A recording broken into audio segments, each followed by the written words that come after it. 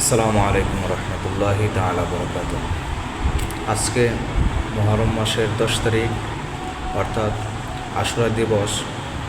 তো আমরা এই দিনকে আমরা অবহেলা না করি, আমরা যেন আল্লাহ তাআলার ইবাদত করি, ইবাদতের মধ্যে আমরা যেন আমাদের দিনকে সুন্দরভাবে কাটাইতে পারি এই দিকটা আমরা খেয়াল রাখি। এবং হুসাইন রাদিয়াল্লাহু তাআলা আনহু আমাদেরকে যে ইসলামকে জিন্দা করে আমাদেরকে যে ইসলাম দিয়েছেন, সেই ইসলামের পথে যেন আমরা চলতে পারি।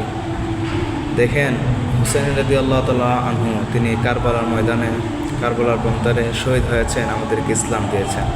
তো আমরা ইসলামের মধ্যে আছি, কিন্তু আমরা ইসলামের ভিতরে নাই। ইসলামের মধ্যে আছি, ইসলামের আমল আমাদের মধ্যে নাই। ইসলামের আমল আমাদের ভিতরে যেন হয়, আমরা যেন 5 ওয়াক্ত নামাজ পড়ি, সর্বদাই আল্লাহ তাআলা জিকির আজগার করি। দেখেন, আল্লাহ তাআলা কোরআনে কারীমের মধ্যে বলতেছেন যে ফামান ইয়ামাল মিথকালা যাররাতিন খায়রান ইয়ারা ওয়া মান ইয়ামাল মিথকালা যাররাতিন শাররান ইয়ারা। যে ব্যক্তি দুনিয়ার মধ্যে অল্প পরিমাণ সৎ কাজ করবে, তার বিনিময় সে দেখতে পাবে। আর যে ব্যক্তি দুনিয়ার মধ্যে অল্প পরিমাণ অসৎ কাজ করবে, তার বিনিময়ে সে দেখতে পাবে তার আমল, তার উপর যে আমল করবে সে আমলের সওয়াব সে পাবে, যে গুনাহ করবে এই গুনার শাস্তি সে পাবে।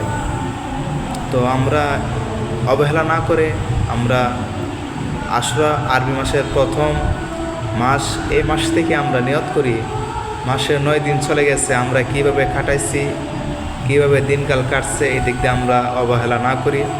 আজকে মুহররম দিবস, মুহররমের 10 তারিখ আশুরা দিবস। এখন থেকে আমরা নিয়ত করি যেন আমরা সর্বদাই আল্লাহর পথে চলি, সঠিক পথে চলি, 5 ওয়াক্ত নামাজ পড়ি, আল্লাহর ইবাদত করি। নবী করিম সাল্লাল্লাহু আলাইহি ওয়াসাল্লামের মহব্বত যেন আমাদের অন্তরে থাকে, তিনাদের আহলে বাইতের মহব্বত যেন আমাদের অন্তরে থাকে।